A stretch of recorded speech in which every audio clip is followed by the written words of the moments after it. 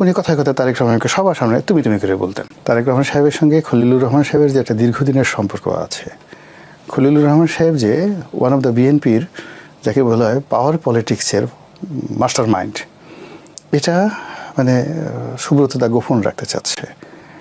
গোপন রেখে সে যাকে বলে এটি ঘুরু ঘুরু করতে চাচ্ছে আর কি। কারণটা আমি আপনাকে বলি। বিএনপি আপনার মনে আছে যে লতিফুর রহমান সাহেব যখন ক্ষমতায় এলেন তত্ত্বাবধায়ক সরকারের প্রধান, ঠিক সেই সময়টিতে লতিফুর রহমানের ওই সময়টিতে যে সূক্ষ্ম কারচুপি বা তার সময়ের সাথে যা কিছু হয়েছে, যেটা আওয়ামী লীগের কথা মতো, তার ফলে বিএনপি কিন্তু 2001 সালে ক্ষমতায় এসেছিল, মনে আছে কিনা আপনার? ঠিক সেই সময়টাতে লতিফুর রহমান সাহেবের ভাইরা ছিলেন খলিলুর রহমান, আর লতিফুর রহমানের প্রাইভেট সেক্রেটারি অর্থাৎ প্রধান উপদেষ্টার প্রাইভেট সেক্রেটারি ছিলেন এই খলিলুর রহমান। তো কাজেই ওই যে 2001 সনে বিএনপি যে সফলতা, ক্ষমতায় আসা, তার জন্য যদি প্রশাসনের একজন ব্যক্তির প্রতি সে জীবিত কৃতজ্ঞতা প্রকাশ করে, that should be Khalilur Rahman. কেন লতিফুর রহমান তো মারা গেছেন, আদারওয়াইজ লতিফুর রহমানকে উনি ধন্যবাদ জানাতেন। যেহেতু তিনি মারা গেছেন, তার ভাইরা, তার সেক্রেটারি, তাকে দেখে তারেক রহমান সাহেবের একটা আবেগ আসবে, ভালোবাসা আসবে, শ্রদ্ধা আসবে। এটা সুব্রত দা জানে, কিন্তু ইচ্ছা করে এই জিনিসটা উনি গোপন রেখেছেন, মূলত এই কারণেই। তো সেদিক থেকে বিএনপি একটা কৃতজ্ঞ দল। তাকে যারা উপকার করেছে, এমনকি অনেক আগে 75-76 সনে যারা উপকার করেছে, তাদেরকেও কিন্তু দেখেন তারেক রহমান সাহেব এইবার যে মন্ত্রিপরিষদ গঠন করেছেন, সবাইকে তিনি খুশি করেছেন। এমন কোনো মানুষ নাই, টকশোতে যারা কথা বলেছেন, ডাক্তার জাহেদকে নিয়েছে, তাকে উপদেষ্টা পদে, হ্যাঁ প্রতিমন্ত্রী, তারপরে ওনার ওই লন্ডনে ওনার সাথে যারা দীর্ঘদিন কষ্ট করেছেন, সেই মাহাদি থেকে শুরু করে যারা আছেন তাদেরকে প্রোভাইড করেছেন। এখানে নুরু, ববি হাজাজ থেকে শুরু করে সবাইকে তিনি মানে আশ্রয় দিয়েছেন। এত উদার মানে প্রধানমন্ত্রী, এত অ্যাকোমোডেটেড প্রধানমন্ত্রী। আমরা তো শেখ হাসিনা আসলে একটা কৃপণ ছিলেন, ভীষণ রকম কৃপণ ছিলেন। তিনি প্রথমে একটা ছোট মানে একটা ক্যাবিনেট করেছিলেন, করে আবার সব মানুষকে একটা টেনশনের মধ্যে রাখছিলেন যে মন্ত্রী বানাবো, দৌড় দাও দৌড় দাও। তারেক রহমান সাহেব এই ব্যাড গেমটা খেলেননি। তিনি একটা বড় মন্ত্রী পরিষদ করে তিনার হাতে যা আছে সব দিয়েছেন। মানে উদারতা কি একটু বেশি দেখানো হয়ে গেল? না, এটা আসলে উনি তো কার ছেলে?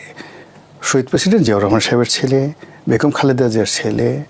তো ওনার যে উদারতা, ওনার যে সিংহ হৃদয়, মানুষকে দেওয়ার যে ক্ষমতা, এটা তো শেখ হাসিনা, খালেদা জিয়া বা জিয়াউর রহমান সাহেব এমনকি বঙ্গবন্ধুর মতো হবে না। মানে যাকে আগে রাজপুত্র বলা হতো 2001 সনে, আর সেই রাজপুত্র থেকে এখন নাও হি বিকাম দ্য কিং। এখন আপনি যে লোক জন্ম নিয়েছে রাজপুত্র রূপে, সোনার চামচ মুখে, আপনি তার কাছ থেকে ফকিরি আচরণ আশা করতে পারেন বলেন? আপনি আমাদের দেশে দেখবেন যে অনেক পিতামাতা করে কি, ছেলে মেয়েদের সঙ্গে 10টা চকলেট আনে, এনে পকেটে একটা বের করে দেয়, ছেলেদেরকে বলো বের করো, দৌড় দাও, গান গাও, কবিতা বলো, তারপর একটা একটা করে দেয়। এগুলো দেখবেন যে বেশিরভাগ পিতামাতা গরিব মানুষ, অল্প কিছু টাকা নতুন হয়েছে, মন ছোট, নিজের ছেলে মেয়েদের সাথে এরকম ফাজলামো করে। আর যারা ধরেন ভালো বাবা মা, তারা করে কি 1 বস্তা টাকা, 1 বস্তা চকলেট এনেই ছেলে মেয়ের সামনে বস্তাটা খুলে দেয়। ছেলে মেয়ে এইটা নেয়, ওইটা নেয়, এটা কামড় দেয়, ওইটা ফেলে দেয়, এটা ফেলে দেয়। বাবা মা বলে যে দেখো রাজার মতো একটা ভাবসা। এখন এই তারেক রহমান সাহেবের যেটা আসছে, যে তার হাতে দেওয়ার মতো যা ছিল সব তিনি দিয়ে দিয়েছেন, কাউকে তিনি হতাশ করেননি।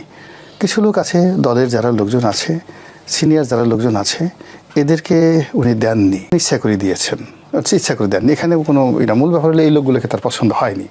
ওই লোকগুলো বিভিন্ন সময় মানে তারেক রহমান সাহেব তো রাজপুত্র হিসেবে, ভবিষ্যৎ রাজা হিসেবে, ভবিষ্যৎ প্রধানমন্ত্রী হিসেবে তার যে প্রাপ্য রেসপেক্টটা ছিল, সেই উনি বিদেশে যাওয়ার পর থেকে দলের অনেক লোক তাকে নিয়ে টিটকারি করেছে আকার ইঙ্গিতে। তো এই খবরগুলো তার কাছে গেছে, ফলে সেই লোকগুলোকে তিনি মন্ত্রিত্ব দিতে পারেন না, হতে পারে না। এর চেয়ে এটা হয় না।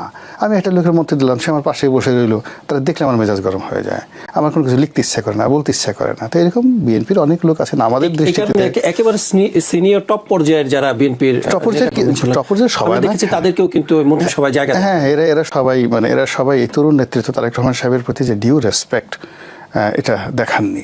এই যেমন আগে একটা শামসুর মোবিন চৌধুরী, এখন শামসুর মোবিন চৌধুরী উনি কথায় কথায় তারেক রহমানকে সবার সামনে তুমি তুমি করে বলতেন। আরে ফাজলামুর তার সীমা, সব জীবিত আছে না মারা গেছে? আই ডোন্ট নো, আচ্ছা। জীবিত আছে। তো উনি হোক মুক্তিযোদ্ধা, বঙ্গবন্ধু মানে যে উনি জেলে আছেন। উনি জেলে আছে, তো উনি এটার সাথে যাকে বলে হয় জিয়াউর রহমান সাহেবের খুব ঘনিষ্ঠ ছিলেন, সব ছিলেন। তারেক রহমান সাহেবকে ছোট দেখেছেন, ভালো কথা, কিন্তু এখন তারেক রহমান সাহেব বড় হয়েছেন, ম্যাচিউরড হয়েছেন, তো তাকে তো সে সম্মানটা দিতে হবে। তা না করে সমস্যা এই তারেক আসো, এটা করো এটা করো, তো এই লোকে কেন তিনি মন্ত্রিত্ব দিতে যাবেন বলেন? দেখুন দলের মধ্যে অনেক কিছু আছে, আপনি উনি দাতা, উনি দিচ্ছেন, কিন্তু তার সঙ্গে সঙ্গে ওনার সম্মান, ওনার ইজ্জত, ওনার মন মানসিকতা দিতে হবে। উনি ক্যাবিনেটে বসবেন, সব লোক তাকে ঘিরে বসবে, যাদের কথা শুনলে, যাদের চেহারা দেখলে তার ভালো লাগবে, যাদেরকে দেখলে তার ভিতরে একটা ইনোভেটিভ পাওয়ার আসবে, যাকে দেখলে তার কাজ করতে ইচ্ছা করবে, যাদের পবিত্র জবানের ভাষা শুনলে তার ভিতরে একটা ইন্সপিরেশন আসবে। মানে আমরা তো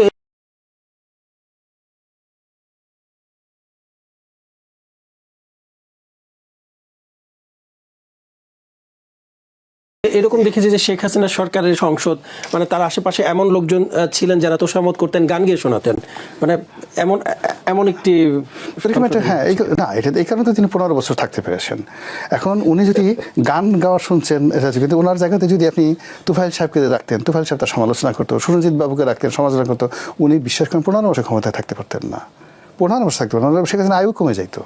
তো এখন রাজারা দেখেন, এই যে বড় বড় রাজারা, এই যে আপনারা তো মোল্লা দৌফেয়াজার নাম শুনছেন না? আমি মোল্লা দৌফেয়াজা ছিল সভাকবি, খুব রসিক মানুষ ছিলেন, সম্রাট আকবরের রাজদরবারের নবরত্নের একজন।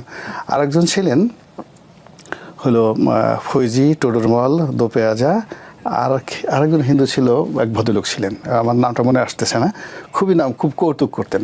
এখন সবচেয়ে যে বড় ভাঁড়, তাকে বলা হয়তো গ্রেটেস্ট ভাঁড়, গোপাল ভাঁড়ের চাইতে 1 কোটি গোপাল ভাঁড়ের চাইতে বিখ্যাত, সে আমার নামটা মনে আসতেছে না ভদ্রলোক।